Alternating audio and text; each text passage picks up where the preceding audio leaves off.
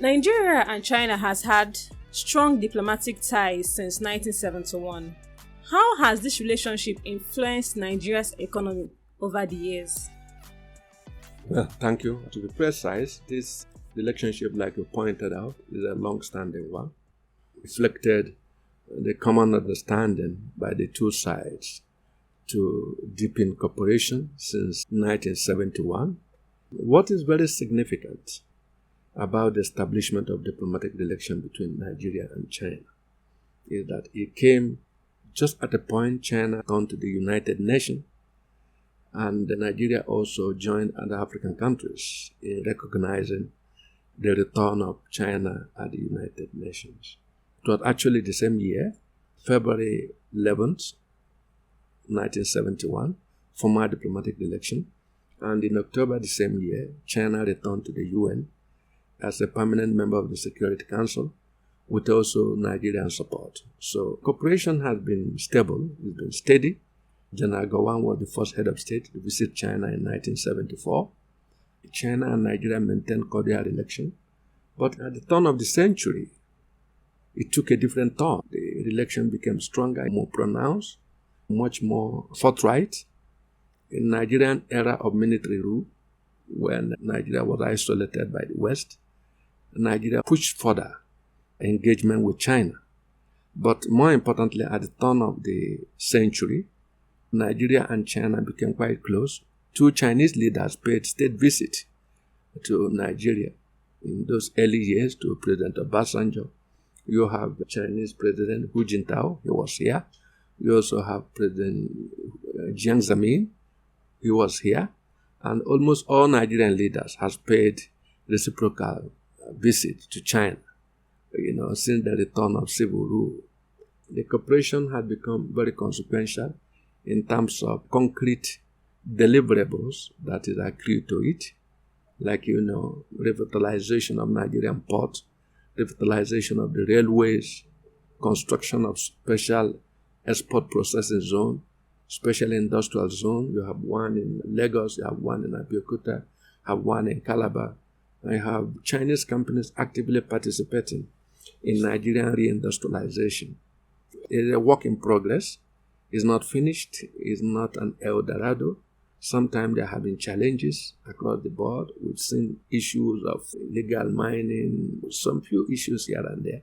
The room for improvement is substantial, but the two sides still need to work more harder to optimize the relation between them. Yes.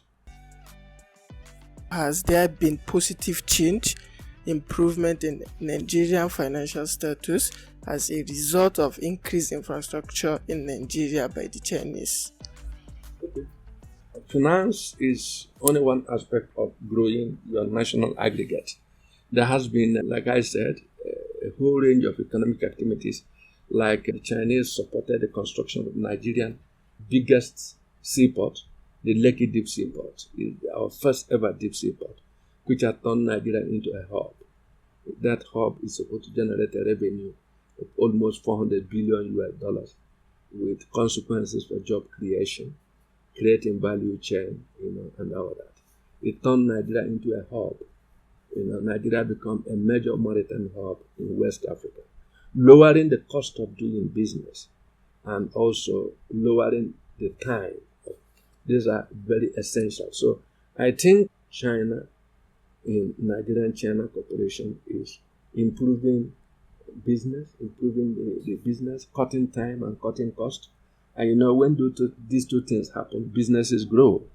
And when businesses grow, financial flows naturally improve. So, like I always say, also, I like to point out, these are not endgame. These are not issues of finality. They are all work in progress. And the most important thing is that always more room to improve. As for significant gains in terms of our national aggregate, which is inclusive of financial flows, I think we've witnessed some impact and the increase in the financial flows. There are always summits and meetings held about the Nigeria-China relationship. Example, the 10 partnership action announced at the 2024 FOCAC summit in Beijing that was recently revisited in the focal conference held in Abuja in June 2025. Yet, there has been little to no results or achievements on this agenda. What do you think is the reason behind this? Well, the FOCAC summit, which held in China last year, is very important for Africa. Like you've just pointed out, 10 partnership action plans were agreed. And since then, there has been a whole lot of follow-up meetings to implement this process. High-level Chinese officials have visited Nigeria, Africa, and there have been several meetings. For instance, at the 4th edition of China-African Trade and Economic Expo, China made a declaration to grant access to all African countries to export their products to China, tariff-free. This is very significant. It is part of the agenda to provide access of African products to Chinese market. Talking about a market of 1.4 billion people. And one of Africa's most important challenge is access to stable international markets. And remember, this is happening against the background of United States imposing tariffs. China is simply dismantling tariffs, providing access. So the ball is back in our court. Seize the opportunity of this access and see what we can send to China. This is part of the implementation. This granting of access, market access, is one of the reasons. And now the ball is back on the court of African countries and Nigeria in particular to scale up and seize the opportunity of this access, concessional access to China market. Because apart from just accessing the market, you're going to have concessional clearing, requisitioning, and even custom clearance of products coming from Africa. So this is a very important step in the implementation of the agreement. The agreement is in full gear. It's a matter of who has what it takes to engage it and deliver outcome that is favorable to your own national priority.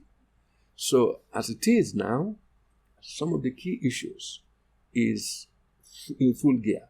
Nigeria also have a comprehensive Nigerian cooperation with China because President Tinubu participated at the meeting both as multilateral engagement of FOCAC and also paid an official state visit to China.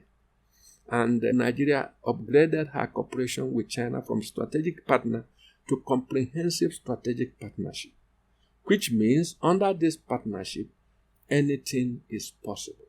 We can discuss anything. It is great prospects. So the challenge is for us to move it from the paper, to move it from the ink where it was written, to getting it on the table, putting the relevant Nigerian stakeholders on notice. One, you have access to one of the world's largest stable markets. So support them, government policy, to support people in various sectors of this area to maximize the opportunity of this access to the market. Of course, there are questions of training.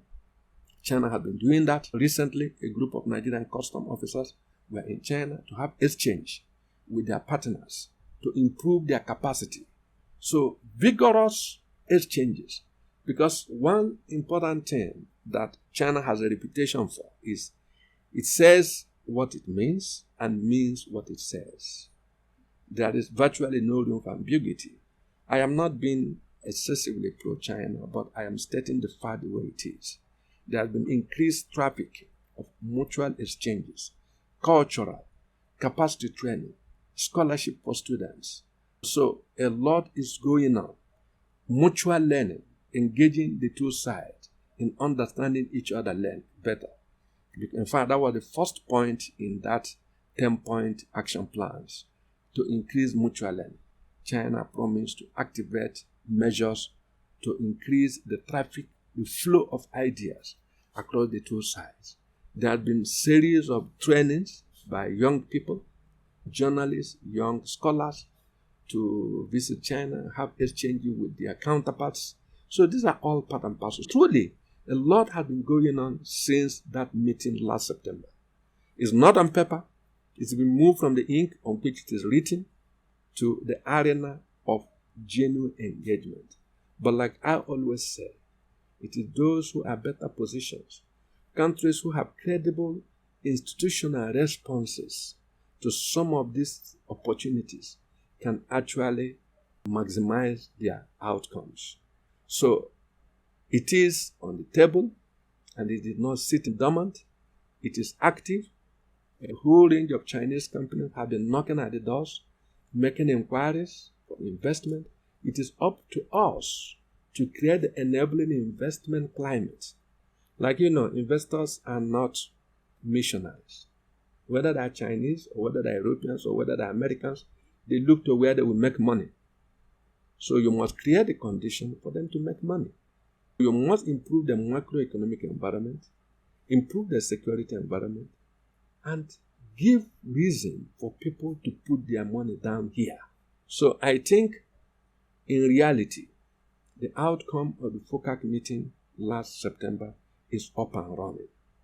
Like the conference we held last June here, it is also to put on notice to critical stakeholders about the outcome of this summit and why people should get up and leverage it for their own national priorities. So, by and large, it is up and running, and is going to run for the next 3 years until the next summit is held in 2027.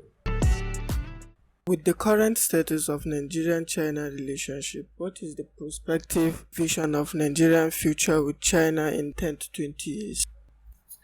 Okay, like I said, despite the mileage that has been covered in Nigerian-China relations, it's a work in progress, which means there are greater room for improvement.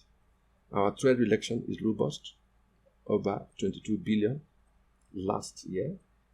The deficit, the imbalance is being closed. China is providing, because previously it is always in favor of China. Now China has granted market access to almost all Nigerian major agricultural products. And if we leverage those assets, we can close the gap in the imbalance. So the ball is back also in our court to do this. So Nigerian leadership shouldn't just sit down. I like saying one thing: Nigeria and China are opportunity to themselves. But opportunity can remain there for life. It is you who must move in to convert opportunity to your advantage. Opportunity does not on its own translate to an advantage. Somebody has to do something to convert it to advantage. And that is the challenge for Nigeria. That is the challenge for Africa. How do we leverage, how do we engage the opportunities of China with access to her huge market, with her huge capital wanting to invest? Are we creating the necessary environment? Are we taking advantage of the concessional access to her market? These are the opportunities. But whether we engage them is up to us. The Chinese themselves try to engage the opportunity Africa offers. The opportunity of relative cheap labor. You see Chinese companies, some of them coming to Africa, is not because of laws. It's simply because the cost of doing business is a little lower because of relative cheap labor. You understand? Because of expansive market, because of large market. But also, so they take advantage of the opportunity presented by Africa. Then we also will have to take advantage of the opportunity presented by China. So it boils down to, what do our leadership make of these opportunities? Is it just to sit in rows and shake hands and get photo ops and then go to bed? Or do we follow up? Because the real action is the day after the conference, the day after the handshake, the day after the photo ops. So those who follow up on practical terms, exploring the opportunities and what it offers, of course, converts it to their advantage. So in the next 10 to 20 years, Nigerian-China relation and the opportunity of each other will become bigger. We could see retreat of the West from the core values of the international system. retreat from globalization, pick the original champions. America now speak about America first. European countries are trying to erect a wall. They are building a wall instead of building bridges. And China is building bridges. So China presents a significant opportunity for Africa as we struggle to engage in the global value chain. Because we've been out of this chain. We've been reclusive. The engagement with China has reinserted us into the mainstream of international economic relations. Are we seizing the moment? Remember, moments of opportunities, even for individuals, don't last forever. It has time, it has scope. If you miss it, it's always hard to recapture. As it is for individuals, so is it for nations. Nations who miss out on significant opportunities, on historical choices, also find it difficult to get on, just like it is with individuals. So I think in the next 10-20 years, there will be more opportunities. Africa and China are becoming the critical upholder of the international order. They are becoming the most visible, within the BRICS or whether the global south. They are stepping up. But we must step up in substance, not in waving hands, not in delivering beautiful speeches, which our leadership are very good at. We go to Brazil, the president deliver great speeches. We go to China, the president deliver beautiful speeches. We go to everywhere, they deliver beautiful speeches. But do we have the capacity, the institutional capacity? Do we have the institutional credibility? Do we have what it takes to convert some of these high-flying languages to practical actions? That is the bottom line. So in the next 10-15 years, the cake of the opportunity of China-African relations will be bigger. But it is only those who are prepared, who are most prepared, who are serious, that will engage the opportunity. China invests an average of over $300 million every day in various parts of the world. So if we get just a piece of that investment here, I've told you China market is 1.4 billion with the largest middle class of 800 million willing to pay, not just human beings. Market, like I have always said, is not about people. If you have 100 million people and only 10 persons have the ability to pay to make effective demand, then that market is a small market of 10,000 people. So we must improve our economy, must improve purchasing power. Sometimes they say they will freeze wages, but then when you improve wages, more demand will create greater supply. You open up the vast reservoir of Nigerian entrepreneurship, support small businesses, support small industries, create domestic markets. That's what China did. Now that the Europeans are threatening China with decoupling, China does not feel threatened. It has created huge domestic markets that China can sell to herself what it produces. It has a population that has money. Recently, it increased by 2% the pay of all retirees, which means more money in their pocket. So what are they doing? They are creating an integrated domestic market that can withstand shocks from wherever. So even if the world say today we are closing up against China, China will say, okay, fine, but we can produce, we can buy what we produce. So these are the things. So for me, it's not about our relation to China, our relationship with China, the economic outcomes, but also in taking serious China's experience. That's why in the communique, in the 10 partnership action plan, the first one is mutual learning. Mutual learning is trying to understand each other. How do the Chinese do it better? Certainly they are not from the outer space. It's not like they are the most brilliant people on earth. How did they get it right? This is some of the issues we have to pay attention to. And it does not mean doing what the Chinese have done for that place. The situation is different. I used to tell people one thing. China's experience is not repeatable by anybody. Nobody can repeat what the Chinese have done. The best we can do is take the appropriate lesson of what they have done. And essentially what the Chinese have done is to look themselves in the mirror, see the way they are, and interrogate their own reality, and then build policies based on the reality of their national condition. Not policies drawn by middle-cadre technocrats in World Bank and IMF. Not institutions designed by Americans for the Americans, and you go and lift it and implant in Nigeria. And you can imagine how dysfunctional it has been. Not institutions created by the British to address their own national condition. You lift it and implant it. We could see the dysfunction of some of our key institutions simply because they are not rooted in our reality. And the magic or the miracle of China is that their institutions are rooted in their own national reality. And that is why it works. So these are areas of mutual learning and mutual exchange that I think we should pay attention.